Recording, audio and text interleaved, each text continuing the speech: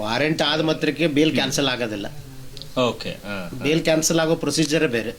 Okay. ಯಾವಾಗ bail cancel ಆಗುತ್ತೆ? ನ್ಯಾಯಾಲಯದಲ್ಲಿ ಪಾರದರ್ಶಕತೆ ಬರಬೇಕು ಅಂತೇಳಿ ಯೂಟ್ಯೂಬ್ ಚಾನಲ್ ಅಲ್ಲಿ ನನಗೆ ಜಡ್ಜ್ ಏನಂದ್ರೂ ಕೂಡ ಅಲ್ಲಿಂದ ನಿನಗೆ ಕೇಳಿಸ್ತಾ ಇದೆ. ಯೂಟ್ಯೂಬ್ ಅಲ್ಲೆಲ್ಲ ತೋರಿಸ್ತಾ ಇದ್ದಾರೆ, ಲೈವ್ ಅಲ್ಲಿ ಬರ್ತಾ ಇದೆ. ನಾನು ಏನು ಆರ್ಗ್ಯುಮೆಂಟ್ ಮಾಡ್ತೀನಿ ಅದು ಲೈವ್ ಅಲ್ಲಿ ಬರ್ತಾ ಇದೆ. ಅದೇ ರೀತಿ ಇದು ಪೊಲೀಸರದು ಆದಾಗ ಮಾತ್ರ. ಕೊನೆಗೆ ಇನ್ಸಿಡೆಂಟ್ ಆದ್ಮೇಲೆ ಹಂಗೆ ಬರುತ್ತೆ ಕೇಸಸ್ಗಳು. CC ಕ್ಯಾಮರಾ ವರ್ಕ್ ಆಗ್ತಿಲ್ಲ, ಅದು ಆಫ್ ಆಗ್ಬಿಟ್ಟಿದೆ, ಟೆಕ್ನಿಷಿಯಲ್ ಪ್ರಾಬ್ಲಮ್, ನೋಡ್ಕೊಂಡಿಲ್ಲ, ಈ ತರ ಬರುತ್ತಲ್ಲ ಸರ್ ಆ ಇನ್ಸಿಡೆಂಟ್ಗಳ ಆದ್ಮೇಲೆ. ಹೌದು ಹೌದು. ನಿಮ್ಗೆ CC ಕ್ಯಾಮರಾ ಸಿಗೋದೇ ಇಲ್ಲ, footage. Police station CC camera footage ಕೊಡೋದೇ ಇಲ್ಲ. ಗಂಟೆಗಳು ಅಲ್ಲೇ ವಿಧಾನಸೌಧದಲ್ಲಿ ಒಂದು ಪೊಲೀಸರು ಒಂದು ಸಪರೇಟ್ ಒಂದು ಇದೆ, ಅಲ್ಲೇ ಕೊಡ್ತಾರೆ. ಓಕೆ. ಪೊಲೀಸರೇ ತಪ್ಪು ಮಾಡಿದಾಗ ಪೊಲೀಸರ ವಿರುದ್ಧ ಪೊಲೀಸರು ಎಂಕ್ವೈರಿ ಮಾಡ್ತಾರ?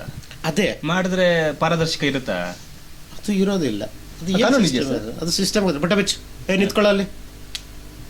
ಪೊಲೀಸ್ ಲ್ಯಾಂಗ್ವೇಜ್ ಪೊಲೈಟ್ ಅಲ್ಲಿ ಆಗೋಲ್ಲಿವರೆಗೂ ದೇಶ ಉದ್ಧಾರ ಆಗಲ್ಲ. ವಾರೆಂಟ್ ಅಂತ ಇಶ್ಯೂ ಆಗುತ್ತೆ ಸರ್. ಅಲ್ಲಿ bailable warrant, non bailable warrant ಎರಡೂ ಕೂಡ ಇರುತ್ತೆ. ಪೊಲೀಸರು ಮನೆ ಹತ್ರ ಬರ್ತಾರೆ, ಮನೆ ಹತ್ರ ಬಂದಾಗೆಲ್ಲ ಅವ್ನು ಎದುರ್ಕೊಂಡ್ಬಿಡ್ತಾನೆ. ಕೆಲವೊಂದ್ಸಲ ಕೇಸಸ್ ಏನು ಅಂತ ಅವ್ನಿಗೆ ಗೊತ್ತೇ ಆಗಿರಲ್ಲ, ಅದು ಹಳೆ ಮನೆ ಅಡ್ರೆಸ್ಗೆಲ್ಲ ಹೋಗಿರುತ್ತೆ, ಇವನ್ಗೆ ಅದು ರೀಚೇ ಆಗಿರಲ್ಲ. ಈಗ ಪೊಲೀಸರು ಬಂದ ತಕ್ಷಣ ಅವ್ನು ಗಾಬರಿ ಆಗ್ಬಿಡ್ತಾರೆ, ಇಮಿಡಿಯೇಟ್ ಅರೆಸ್ಟ್ ಮಾಡ್ಬಿಡ್ತಾರೆ, ತಗೊಂಡು ಹೋಗ್ಬಿಡ್ತಾರೆ, ಈ ಮಟ್ಟದ್ದು. ಸೊ ಅವಾಗೆಲ್ಲ ಕೂಲಾಗಿ ಹೆಂಗೆ ಹ್ಯಾಂಡಲ್ ಮಾಡಬೇಕು ಆ ಸಿಚುವೇಶನ್?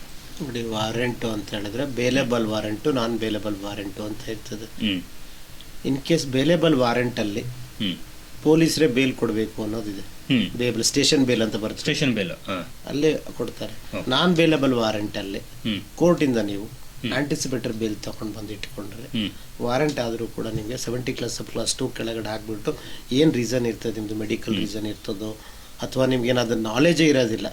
ಕೆಲವೊಂದ್ಸಲ ಏನಾಗ್ಬಿಡ್ತದೆ, ಯಾರೋ ನಿಮ್ಮ ವಿರುದ್ಧ ಕೇಸ್ಗಳನ್ನ ಹಾಕ್ಸ್ಬಿಟ್ಟಿರ್ತಾರೆ ಯಾವುದೋ ದೂರಕ್ಕೆ ಇದರಲ್ಲಿ. ಕರೆಕ್ಟ್. ಅಲ್ಲಿ ಕೇಸ್ ಹಾಕಿದಾಗ ನಿಮ್ಗೆ ನಾಲೆಜೇ ಇರೋದಿಲ್ಲ. ಅಂತ ಸಂದರ್ಭ ನಮ್ಗೆ ರೀಚ್ ಆಗಿರಲ್ಲ, ಪೇಪರ್ ರೀಚ್ ಆಗಿರಲ್ಲ, ನಾಲೆಜೇ ಇಲ್ಲ. ಫಸ್ಟ್ ಆಫ್ ಆಲ್ ನೀವು ಏನ್ ಕೇಸ್ ಹಾಕ್ತಾರೆ ಅಂತ ಗೊತ್ತಿಲ್ಲ. ಪೊಲೀಸರ ಜೊತೆ ಇನ್ವಾಲ್ವ್ ಆಗಿ ಯಾವ್ದೋ ಒಂದು ಕೇಸ್ ಹಾಕ್ಬಿಟ್ಟಿರ್ತಾರೆ, ಯಾರ್ದೋ ಒಂದು ಒತ್ತಡಕ್ಕೆ ಹಾಕಿರ್ತಾರೋ ಏನೋ ಹಾಕಿರ್ತಾರೆ. ಅಂತ ಸಂದರ್ಭದಲ್ಲಿ ಆದ್ರೆ ನೀವು ಪೊಲೀಸರು ಇಂಥ ಕೇಸ್ ಹಾಕಿದಾರೆ ನಿಮ್ಗೆ ಗೊತ್ತಿಲ್ಲದೆ ಇದ್ದಾಗೆ ನೀವೇನ್ ಮಾಡ್ಬೇಕು, ವಕೀಲರಿಗೆ ಸಂಪರ್ಕ ಮಾಡಿದಾಗೆ ವಕೀಲರು ಅದನ್ನ ನೋಡ್ಬಿಟ್ಟು ಯಾವ ಸೆಕ್ಷನ್ ಹಾಕಿದ್ದಾರೆ, ಇದು ಬೇಲೇಬಲ್ಲೋ ನಾನ್ ಬೇಲೇಬಲ್ಲೋ, ಇನ್ ಕೇಸ್ ನಾನ್ ಬೇಲೇಬಲ್ ಹಾಕಿದ್ರೆ ಅಫೆನ್ಸ್ ಎಷ್ಟಿದೆ, ಸೆಕ್ಷನ್ ಪನಿಷ್ಮೆಂಟ್ ಎಷ್ಟಿದೆ, ವಿತಿನ್ 7 years ಒಳಗಡೆ ಇದೇನೋ, ವಿತಿನ್ 4 years ಒಳಗಿದೇನೋ, ವಿತಿನ್ 7 years ಒಳಗಿದೇನೋ. ವಿತಿನ್ 4 years ಅಂದ್ರೆ ಮ್ಯಾಜಿಸ್ಟ್ರೇಟ್ ಮುಂದ್ಗಡೆ ಬರ್ತದೆ. ಮ್ಯಾಜಿಸ್ಟ್ರೇಟ್ ಮುಂದ್ಗಡೆ ಬಂದ್ರೆ ನೀವು ಆಂಟಿಸಿಪೇಟರ್ ಬಿಲ್ ಅಪ್ಲೈ ಮಾಡ್ಕೊಂಡು ಡಿಸ್ಟ್ರಿಕ್ಟ್ ಕೋರ್ಟ್ ಅಲ್ಲಿ ಅಪ್ಲೈ ಮಾಡ್ಕೊಂಡು ತಗೊಂಡ್ಬರ್ಬೋದು. ಇನ್ ಕೇಸ್ ನೀವೇನಾದ್ರೂ ಅಲ್ಲಿ ಡಿಸ್ಟ್ರಿಕ್ಟ್ ಕೋರ್ಟ್ ಅಲ್ಲಿ ಸಿಕ್ಕಿಲ್ಲ ಅಂದ್ರೆ ಹೈಕೋರ್ಟ್ ಅಲ್ಲಿ ಹಾಕ್ಬಿಟ್ಟು ತರ್ಬೋದು. Okay okay. ಸೊ ಅದು ನಾನ್ ಬೇಲಬಲ್, ಅಲ್ಲಿಗೆ ಹೋಗಿ ಕೋರ್ಟ್ಗೆ ಹೋಗಿ ತರುವಂತದ್ದು ನಾನ್ ಬೇಲಬಲ್. ಬೇಲಬಲ್ ಇಲ್ಲೇ ಸ್ಥಳೀಯವಾಗಿ ಸ್ಟೇಷನ್ ಹಾಕಿ. ಸೊ ಅದು ತುಂಬಾ ಇದ್ರಂತದ್ದು ಏನಿದೆ ಅದರಲ್ಲಿ? ಇಲ್ಲ, ಅಂಥದ್ದೇನೋ ವಾರೆಂಟ್ ರಿಕಾಲ್ ಅಂತ ಮಾಡ್ತೀವಿ ನಾವು. CRPC 70+2 ಕೆಳಗಡೆ ಅಲ್ಲಿ ಹೋಗ್ಬಿಟ್ಟು ಒಂದು ಅಪ್ಲಿಕೇಶನ್ ಫೈಲ್ ಮಾಡ್ತೀವಿ. On the previous date of hearing he was attended so ಇದು ಪ್ರೋಗ್ರಾಮ್ಗೆ ಅಟೆಂಡ್ ಆಗಿದ್ರು, ಹಾಗಾಗಿ ಕೋರ್ಟಿಗೆ ಬರ್ಲಿಕ್ಕೆ ಆಗಿರಲಿಲ್ಲ, ವಾರೆಂಟ್ ಇಶ್ಯೂ ಆಗಿದೆ, ದಯವಿಟ್ಟು ರಿಕಾಲ್ ಮಾಡಿ, ಇನ್ನು ಮುಂದಿನ ದಿನಮಾನಗಳಲ್ಲಿ ನಾನು ಕೇಸ್ಗೆ ಕೋಆಪರೇಟಿವ್ ಮಾಡ್ತೀನಿ ಅಂತ ಹೇಳಿ ಹಾಕೊಂಡ್ರೆ ರಿಕಾಲ್ ಆಗ್ತದೆ. ವಾರೆಂಟ್ ಆದ ಮಾತ್ರಕ್ಕೆ ಬೇಲ್ ಕ್ಯಾನ್ಸಲ್ ಆಗೋದಿಲ್ಲ. ಬೇಲ್ ಕ್ಯಾನ್ಸಲ್ ಆಗೋ ಪ್ರೊಸೀಜರೇ ಬೇರೆ. ಓಕೆ. ಯಾವಾಗ ಬೇಲ್ ಕ್ಯಾನ್ಸಲ್ ಆಗುತ್ತೆ? ಯಾವಾಗ violation of the condition of the ಇದಕ್ಕೆ. Okay okay. ಅದು ಬೇರೆ ತಾನೇ ದೊಡ್ಡ ವಿಷಯ, ಅದು ಬರುತ್ತೆ. ಅದು ಅಷ್ಟು ಸಾಮಾನ್ಯ ಆಗಲ್ಲ. ನಂದೊಂದು ಕೇಸಲ್ಲಿ ಕ್ಯಾನ್ಸಲೇಷನ್ ಮಾಡಿದ್ದೀನಿ, ಬೇಲ್ ಕ್ಯಾನ್ಸಲ್ ಮಾಡಿದ್ದೀನಿ. ಹೌದಾ? ಹೌದು. 439+2 ಕೆಳಗಡೆ ಇದೆ ಸೆಷನ್ಸ್ ಕೋರ್ಟ್ CCH 60 ಅಲ್ಲಿ ಬೇಲ್ ಕ್ಯಾನ್ಸಲೇಷನ್ ಮಾಡಿದ್ದೀನಿ. ಆ ಪ್ರೊಸೀಜರೇ ಬೇರೆ, ಈ ಪ್ರೊಸೀಜರ್ ಬೇರೆ. ಕಂಡೀಷನ್ ವೈಲೇಷನ್, ಏನಾದ್ರು ಬೇಲ್ ಕೊಡ್ಬೇಕಾದ್ರೆ ಒಂದು ಕಂಡೀಷನ್ ಹಾಕಿರ್ತಾರೆ. ಆ ಕಂಡೀಷನ್ ವೈಲೇಷನ್ ಆದ ಕ್ಯಾನ್ಸಲೇಷನ್ ಆಫ್ ಬೇಲ್ ಪ್ರಾಸಿಕ್ಯೂಷನ್ ಹಾಕೊಳ್ತಾರೆ. ಯಾರು ಕಂಪ್ಲೇಂಟ್ ಕೊಟ್ಟಿರ್ತಾರೋ ಅವ್ರ ಅಡ್ವೊಕೇಟ್ ಹಾಕೊಂತಾರೆ, ಆವಾಗ ಬೇಲ್ ಕ್ಯಾನ್ಸಲ್ ಆಗ್ತದೆ. ಓಕೆ. ಸೊ ಈಗ ವಾರೆಂಟ್ ಅಂತ ಅಂದ್ಮೇಲೆ ಈಗ ಅವರು ಅಲ್ಲಿ ಇರಲ್ಲ ಆಕ್ಚುಲಿ. ಸೊ ಅವಾಗ ಅವ್ರ ಮನೆ ಹತ್ರ ಹೋಗೋದು, ಅವ್ರ ಅಣ್ಣನೋ ತಮ್ಮನೋ ಯಾರೋ ಕರ್ಕೊಂಡ್ಬಾರ್ದು ಸ್ಟೇಷನ್ಗೆ, ಅವ್ರು ಬರೋವರೆಗೂ ಇಲ್ಲೇ ಕೂತಿರ್ಬೇಕು ಅಂತ ಅನ್ನೋದಿದೆಯಲ್ಲ, ಅದು ಕಾನೂನಲ್ಲಿ ಎಲ್ಲೂ ಇಲ್ಲ. ಅದು ವೈಲೇಷನ್ ಆಫ್ ಲಾ.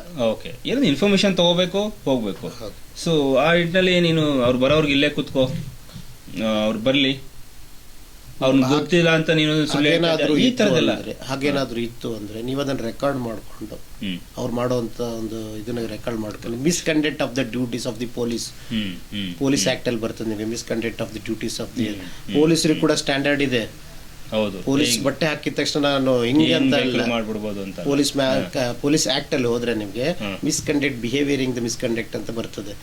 ಅದರಲ್ಲಿ ನಿಮಗೆ ಬಂದಾಗ ಅವ್ರು ಯಾವ ರೀತಿ ಮಿಸ್ಕಂಡಕ್ಟ್ ಮಾಡ್ತಾ ಇದ್ದಾರೆ ಅನ್ನೋದನ್ನ ನೀವು ಕೇಸನ್ನು ಅವರ ಮೇಲೆ ಹಾಕ್ಬೋದು. ಎಲ್ಲಿ ಕೇಸ್ ಪೊಲೀಸರ ವಿರುದ್ಧ ಎಲ್ಲಿ ಕಂಪ್ಲೇಂಟ್ ಕೊಡಬೇಕು ಅನ್ನೋದು ನಿಮ್ಗೆ ಫಸ್ಟ್ ಗೊತ್ತಿರಬೇಕು. ಎಸ್ ಹೌದು. ಕೆಲವೊಂದ್ಸಲ ಪೊಲೀಸ್ ಮೇಲೆ ಕಂಪ್ಲೇಂಟ್ ಕೊಡಕ್ಕೆ ಅಲ್ಲ, ಎದುರು ಬಿಡ್ತಾರೆ. ಎಲ್ಲಿ ಪೊಲೀಸರಿಗೆ ಕಂಪ್ಲೇಂಟ್ ಕೊಡಬೇಕು ಅನ್ನೋದ ಬಂದಾಗೆ ಒಂದು ನೀವು ಲೋಕಾಯುಕ್ತ ಹೋಗಿ ಕಂಪ್ಲೇಂಟ್ ಅನ್ನು ಕೊಡಬಹುದು.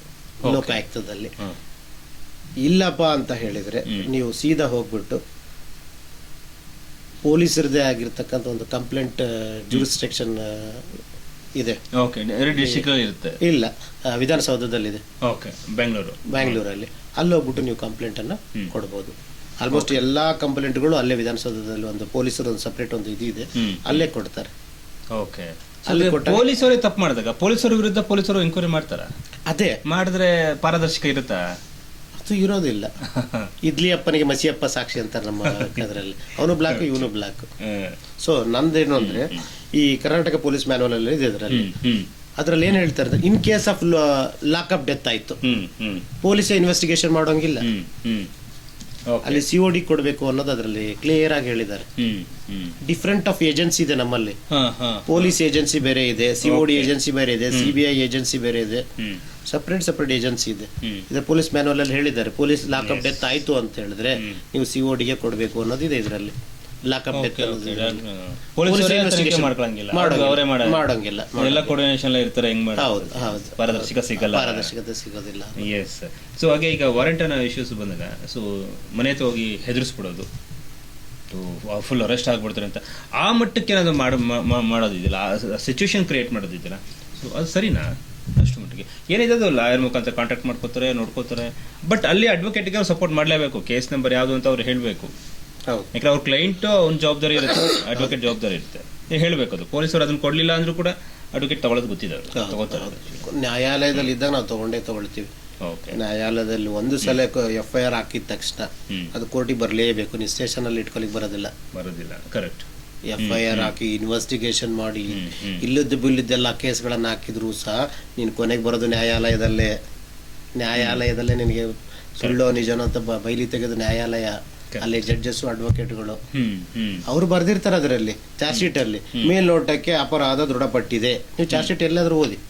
ಹಾಗಂದ ಮಾತ್ರ ತಗೊಂಡೋಗಿ ಹ್ಯಾಂಗ್ ಮಾಡ್ಬಿಡಕ್ ಬರೋದಿಲ್ಲ ನಿಮ್ಮನ್ನ. ಹಾಗಾಗಿ ನ್ಯಾಯಾಲಯ ಅಂತಕ್ಕಂಥದ್ದಿದೆ. ಅಂದ್ರೆ ಇವತ್ತಿನ ಜನಗಳಲ್ಲಿ ಪೊಲೀಸ್ ಅನ್ನೋದು ಒಂದು ಎಲ್ಲಾ ಕಡೆನೂ ಒಂದು ಭಯ ಹುಟ್ಟಿಸುವ ವಾತಾವರಣ ಆಗ್ಬಿಟ್ಟಿದೆ.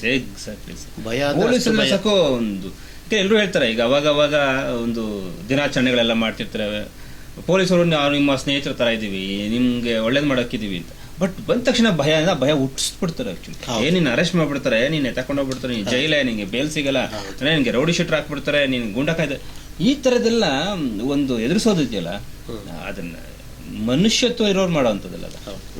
ಬಟ್ ಮನುಷ್ಯತ್ವ ಇರೋಂತ ಮನುಷ್ಯರು ಇರೋಂತ ಪೊಲೀಸರು. ಮೊನ್ನೆ ರಾಬರಿ ಕೇಸಲ್ಲಿ, ನಮ್ದು ಬಳ್ಳಾರಿ ಕೇಸ್ ರಾಬರಿ ಕೇಸಲ್ಲಿ ಹೋದ ತಕ್ಷಣ ಬಟ್ಟೆ ಬಿಚ್ಚು ಅಂತಾರಂತೆ ಸ್ಟೇಷನ್ ಅಲ್ಲಿ. ಯಾಕೆ? ಅದು ಸಿಸ್ಟಮ್ ಬಟ್ಟೆ ಬಿಚ್ಚು, ನಿಂತ್ಕೊಳ್ಳಲ್ಲಿ. ಪೊಲೀಸ್ ಲ್ಯಾಂಗ್ವೇಜ್ ಪೊಲೈಟ್ ಆಗೋಲ್ಲಿವರೆಗೂ ದೇಶ ಉದ್ಧಾರ ಆಗಲ್ಲ. ಪೊಲೀಸ್ ಲ್ಯಾಂಗ್ವೇಜ್ ಏನಾದ್ರು ಕೇಳಿದ್ರೆ ಪೊಲೀಸ್ ಲ್ಯಾಂಗ್ವೇಜ್ ಅಲ್ಲಿ ಮಾತಾಡ್ತಾ ಇದ್ದಾನೆ ನೋಡಿ ಅಂತ.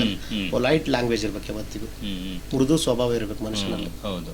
ಈಗ ಅವ್ನು ಹೊರಗಡೆ ಬಂದು ನನ್ನ ಬಟ್ಟೆ ಬಿಚ್ಚಿದ್ರು ಅಂತ ಹೇಳೋದಕ್ಕೆ ಅವ್ನಿಗೇನು ಸಾಕ್ಷಿ ಇದೆ? ಸಾಕ್ಷಿ ಇದ್ರೆ ಅವ್ರ ಮೇಲೆ ಕೇಸ್ ಹಾಕ್ಬೋದು ನೀವು.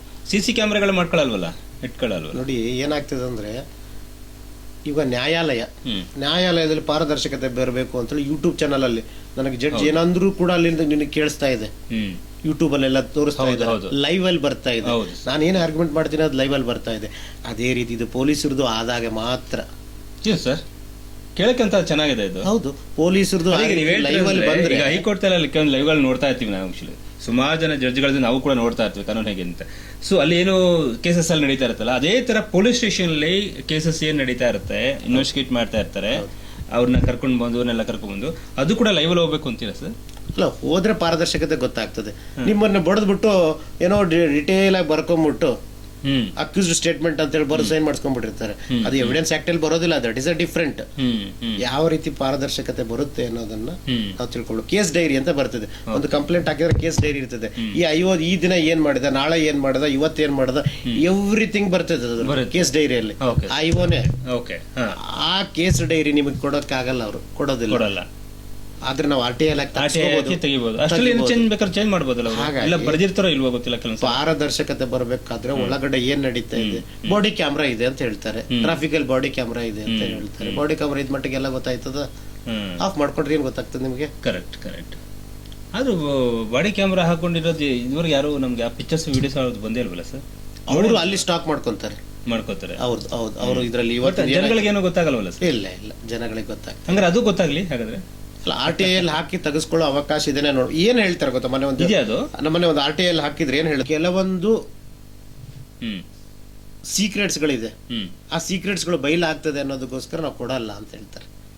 ಅಪ್ಪ ಸೀಕ್ರೆಟ್ ಅಂದ್ರೆ ಸಾಮಾನ್ಯ ಕೂಡ ಎಲ್ಲವೂ ಸೀಕ್ರೆಟ್ ಹಂಗಾರೆ? ಕೆಲವೊಂದು ವಿಚಾರಗಳಲ್ಲಿ ಸೀಕ್ರೆಟ್ಸ್ ಇದೆ, ಅದರಲ್ಲಿ ಕೆಲವೊಂದು ವಿಚಾರ ಬೇಡ ಸರ್. ಕೆಲವೊಂದು ಗನ್ಗಳು ಎಲ್ಲಿಟ್ಟಿರ್ತಾರೆ, ಆಮೇಲೆ ಈ ವೆಪನ್ಸ್ ಎಲ್ಲಿಟ್ಟಿರ್ತಾರೆ, ಬಂದೂಕ್ ಎಲ್ಲಿಟ್ಟಿರ್ತಾರೆ, ಏನ್ ಎಲ್ಲಿಟ್ಟಿರ್ತಾರೆ ಅಂತ ಗೊತ್ತಾಗುತ್ತೆ ಅನ್ನೋದಕ್ಕೆ ಕೊಡಬಾರದು, ಒಳಗಡೆ ಲೈವ್ ಅನ್ನೋದೊಂದು ಇದೆ.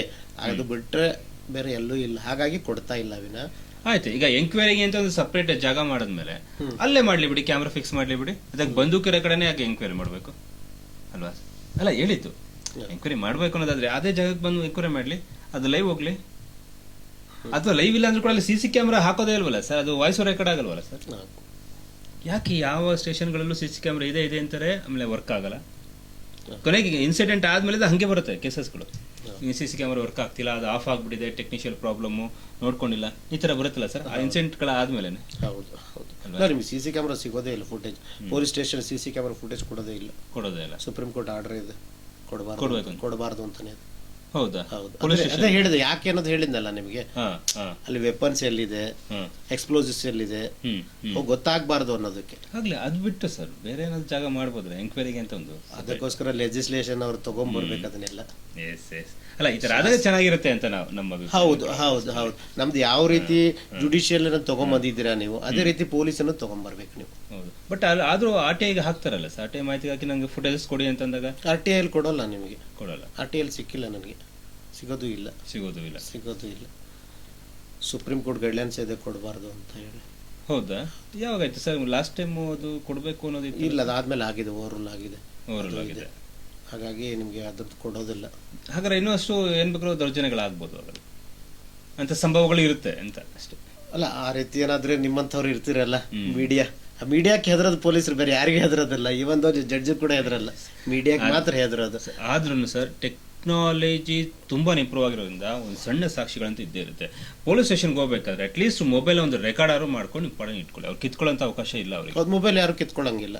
ಏನಾದ್ರು ವಾಯ್ಸ್ ರೆಕಾರ್ಡ್, ಟೆಕ್ನಾಲಜಿ ತುಂಬಾ ಚೆನ್ನಾಗಿದೆ. ಎಷ್ಟೋ ಜನ ಬಂದು ನನ್ನ ಕಂಪ್ಲೇಂಟ್ ಮಾಡ್ತಾರೆ ಸರ್, ನನಗೆ ದೌರ್ಜನ್ಯ ಕೊಟ್ಟರು, ಅವ್ರು ತೊಂದರೆ ಕೊಟ್ಟರು, ಸಾಕ್ಷಿ ಇದೆಯಾ? ಇಲ್ಲ. ಮತ್ತೆ ಹೆಂಗ್ ಸುದ್ದಿ ಮಾಡ್ಬಿಡ್ದು? ನಿಮ್ ಪರವಾಗಿ ನಾವು ಸುದ್ದಿ ಮಾಡ್ತೀವಿ, ಆಮೇಲೆ ನೀವು ಹೋಗಲ್ಲ, ಇನ್ವಾಲ್ವ್ ಆಗ್ಬಿಟ್ಟು ಎಲ್ಲ ಸಮಾಪ್ತಿ ಮಾಡ್ಕೊಂಡ್ಬಿಡ್ತೀರಿ, ಮತ್ತೆ ನಮ್ಮ ಕೇಸ್ ಆಗ್ತಾ ನಾವು ಓಡಾಡ್ಬೇಕಾ? ನಾನು ಅದನ್ನೇ ಕೇಳ್ತೀನಿ, ಏನಾದ್ರು ಒಂದು ಸಾಕ್ಷಿ ಮಾಡ್ಕೊಂಡೋಗಿ. ಅದರಲ್ಲೂ ಕೂಡ ಈಗ ಸರ್ಕಾರಿ ಕಚೇರಿಗಳಲ್ಲಿ ಹೋಗ್ತಿರ್ತೀರಿ, ದಿನಾ ತಿರುಗಿಸ್ತಿರ್ತಾರೆ ಒಂದು ಫೈಲ್ಗೋಸ್ಕರ, ಏನೋ ರೆಕಾರ್ಡ್ ಮಾಡ್ಕೊಳ್ಳಿ. ರೆಕಾರ್ಡ್ ಮಾಡಬಾರ್ದು ಅನ್ನೋದು ಕಾನೂನು ನಿಲ್ಲುವಿಲ್ಲ. ಲೋಕಾಯುಕ್ತಲ್ಲಿ ಕೂಡ ನಿಮ್ಗೆ ನೋಡಿ, ಲೋಕಾಯುಕ್ತ ಟ್ರ್ಯಾಪ್ ಮಾಡ್ಬೇಕಂದ್ರೆ ಮೊದ್ಲಿಗೆ ನಿಮ್ಗೆ ರೆಕಾರ್ಡ್ ಮಾಡ್ಕೊಂಡ್ಬಂದ್ರೆ ಅವ್ನು FIR ಮಾಡ್ಕೊಳ್ತಾರೆ. ಅದೇ ರೀತಿ ಈ ತರ ರೆಕಾರ್ಡ್ಸ್ ಅದ್ರ ಅವೇರ್ನೆಸ್ ಬರ್ಬೇಕು ಜನ. ಸೊ ಇದನ್ನ ಎಲ್ಲರೂ ಕೂಡ ತಿಳ್ಕೊಬೇಕು. ನಿಮ್ಗೆಲ್ಲೋ ಒಂದ್ ಕಡೆ ಡೌಟ್ಗಳು ಬಂತು ಅಂತ ಶುರು ಆಯ್ತು ಅಂದಾಗ ಒಂದು ಅಟ್ಲೀಸ್ಟ್ ರೆಕಾರ್ಡ್ ಮಾಡ್ಕೊಳ್ಳಿ. ಎಲ್ಲರೂ ಬುದ್ಧಿವಂತರನ್ನೇ, ಆದ್ರೆ ಬುದ್ಧಿವಂತರಲ್ಲೇ ಯಾಮಾರೋದು ಯಾಕೆ ಅಂತ ರೆಕಾರ್ಡ್ ಮಾಡ್ಕೊಳ್ಳಿ. ಯಾವುದೇ ಆಫೀಸ್ ಹೋಗಿರ್ಬೋದು, ಸ್ಟೇಷನ್ಗೆ ಹೋಗಿರ್ಬೋದು, ಅಥವಾ ಇಲ್ಲೊಂದು ಕೆಲಸ ಆಗಿಲ್ಲ ಅಂತದ್ದು ಯಾವುದೊಂದು ಕಚೇರಿಗಳಿಗೆ ಹೋದಾಗಲೂ ಕೂಡ ಅವ್ರಲ್ಲಿ ಬಾಯಿ ಬಂದಾಗೆಲ್ಲ ಬೈತಾರೆ ಅಂತ. ಕೆಲವೊಂದು ತಹಶೀಲ್ದಾರ್ ಆಫೀಸ್ ಒಳಗಡೆ ಎಲ್ಲ ಕರ್ಸ್ಬಿಟ್ಟು ಬೈತಾರೆ ಅಂತ ತುಂಬ ಕ್ಲೈಂಟ್ಗಳನ್ನ. ಸೊ ನನ್ನ ಹತ್ರ ಬಂದು ಕಂಪ್ಲೇಂಟ್ ಕೂಡ ಮಾಡಿದ್ದಾರೆ. ಅವಾಗ ಅಲ್ಲೂ ಕೂಡ CC ಕ್ಯಾಮ್ರಾಗಳು ಸಿಗಲ್ಲ. ಆದರೆ ನಿಮ್ಮ ಮೊಬೈಲಲ್ಲಿ ರೆಕಾರ್ಡ್ ಅಂತದ್ದು ಇರುತ್ತಲ್ವಾ, ನಿಮಗೋಸ್ಕರನಾದ್ರು ನೀವು ಸೇಫ್ ಆಗಬೇಕು, ನಿಮಗೋಸ್ಕರನಾದ್ರು ನೀವು ರೆಕಾರ್ಡ್ ಮಾಡ್ಕೋಬೇಕಷ್ಟೇ. ಕಂಡಿದ್ದಲ್ಲ ಅಲ್ಲ ಅದನ್ನು ಅಲ್ವಾ? ಸೊ ಹಾಗಾಗಿ ಮೈ ಎಲ್ಲ ಕಂಡಾಗಿರ್ಬೇಕು. ಯಾವುದೋ ಒಂದು ವಿಷಯ ಹೊರಗಡೆ ನಾವು ಸುದ್ದಿಗಳು ಈಗ ನಮ್ಮ ಹತ್ರ ಬರ್ಬೇಕನ್ನು ಕೂಡ ನಾವು ರೆಕಾರ್ಡ್ಸೇ ಕೇಳೋದು. ಆ ರೆಕಾರ್ಡ್ಸ್ ಆದ್ಮೇಲೆ ಎಷ್ಟೋ ಜಡ್ಜ್ಮೆಂಟ್ ಆಗೋಗ್ಬಿಟ್ಟಿದೆ ಟಕ್ ಅಂತ ಅಲ್ಲೇ ಸ್ಪಾಟಲ್ಲೇ. ಮೀಡಿಯಾದಲ್ಲಿ ಬರ್ತಾ ಇದ್ದಾರೆ, ಅವನ್ನ ಸಸ್ಪೆಂಡ್ ಮಾಡ್ರಿ, ಮೀಡಿಯಾದಲ್ಲಿ ಬರ್ತಾ ಇದ್ದಾರೆ, ಅದೇನ್ರಿ ನೋಡಿ, ಈ ಥರ ಹೋಗುತ್ತೆ. ಯಾವಾಗ 4 ಗೋಡೆಗಳ ಮಧ್ಯೆ ಅವರು ಏನೇ ಬೈದ್ರು ಅದು ಏನೂ ಆಗಲ್ಲ, ಏನೂ ಎಫೆಕ್ಟ್ ಆಗಲ್ಲ. ನೀನು ಯಾರಿಗೆ ಹೇಳ್ತಿ ಹೇಳ್ಕೊ ಬಂದ್ಬಿಡ್ತಾರೆ. ಸೊ ಈ ಥರ ಸಿಚುವೇಶನ್ ಬಂದಾಗ ಸೊ ಮೀಡಿಯಾದವರು ಕೂಡ ಒಂದಷ್ಟು ಸಾಕ್ಷಿಗಳು ಕೊಡೋದಕ್ಕೆ ನೀವು ಕೂಡ ರೆಡಿಯಾಗಿ. ಹೌದು, ನಿಮ್ಮ ಸಾಕ್ಷಿಗಳನ್ನ ಕಲೆಕ್ಟ್ ಮಾಡ್ಕೊಳ್ಳೇಬೇಕು.